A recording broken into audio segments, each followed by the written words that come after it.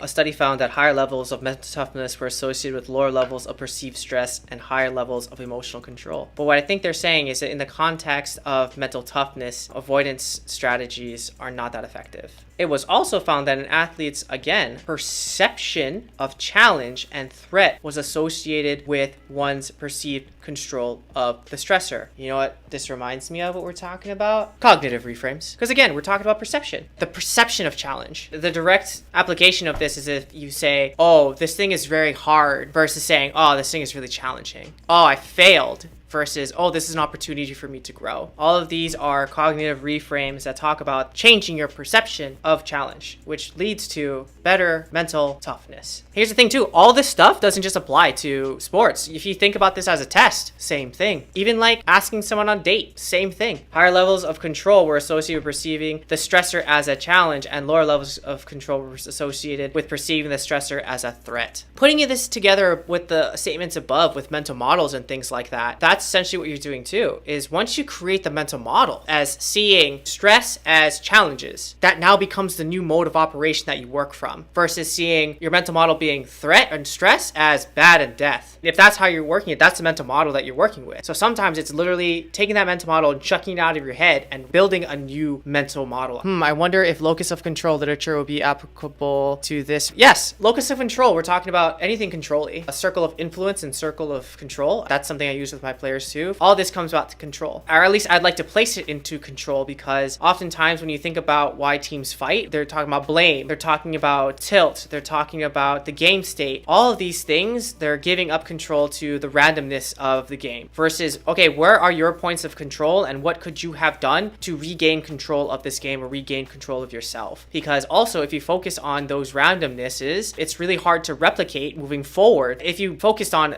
something that's not in your control, you can't replicate it in the future to continue your success. So always trying to bridge back what they're doing to their control so they can replicate it. That's the